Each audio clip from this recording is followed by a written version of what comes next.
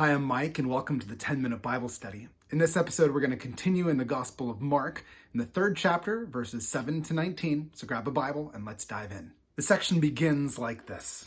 Now Jesus withdrew with his disciples to the sea, and a great crowd followed from Galilee and Judea and Jerusalem and Idumea and from beyond the Jordan and from around Tyre and Sidon. When the great crowd heard all that he was doing, they came to him.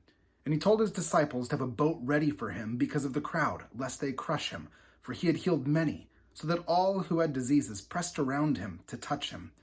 And whenever the unclean spirits saw him, they fell down before him and cried out, "You are the Son of God." And he strictly ordered them not to make him known. Now here in chapter 3, we've got a dichotomy beginning to be drawn between the disciples and the crowds. Now, Mark makes clear that these crowds are from all over. They're from Galilee and Judea, Jerusalem, Idumea. They're from beyond the Jordan, Tyre, Sidon. The point that Mark is making is that Jesus' renown has spread far and wide, to the point where people from the entire region are coming to Jesus. Country dwellers, city dwellers, those from near and far, those who live in Jewish regions and Gentile regions.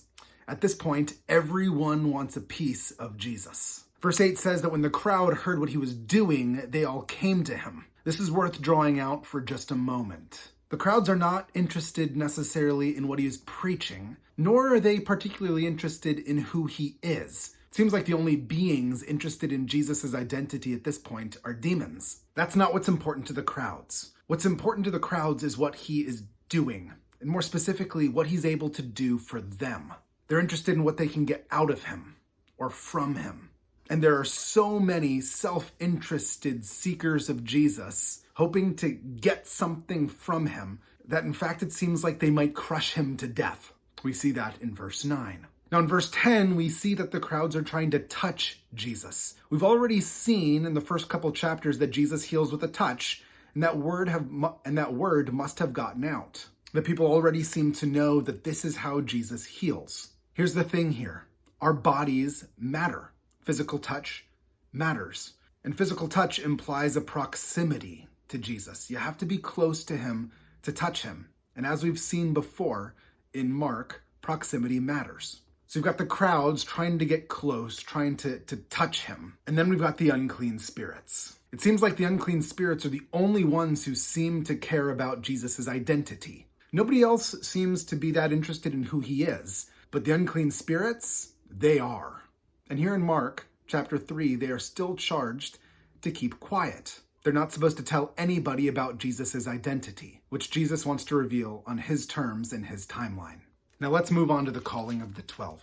Mark writes, "And he went up on the mountain and called to him those whom he desired, and they came to him. And he appointed 12, whom he also named apostles, so that they might be with him, and he might send them out to preach, and have authority to cast out demons.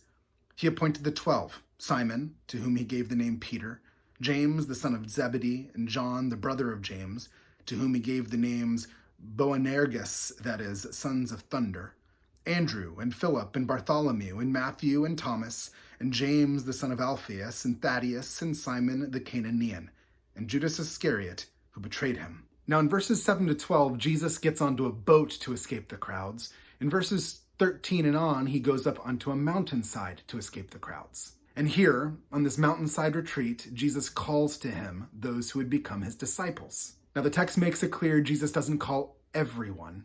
Instead, he calls those whom he desired. Now the word here implies an active choice. It's not passive. Jesus specifically chooses some. It's intentionally willed, and it's those whom he preferred. And that's the sense of the Greek word. Now, I suppose that some might make this verse here about predestination. I think it's more likely that Mark is making a point about calling and vocation. God has always set some people apart for special service. This is where we get the idea of ordination from today. Some of God's people set aside for a particular purpose. And it says in the text that these disciples, those whom Jesus desired and had chosen, respond to him and they go to him, they follow him. Now, Jesus chooses 12 disciples. What's the significance of the word 12?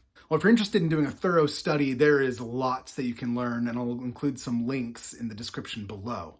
But in short, the 12 here mimics the 12 tribes of Israel. Jesus is symbolically reconstituting the people of God. Just as God called out 12 sons that would become 12 tribes and constitute his people, so Jesus is calling out 12 disciples who would become the church. Now let's talk briefly about this word apostle. Now apostle literally means a sent or commissioned messenger who acts not on their own authority, but on the full authority of the sender.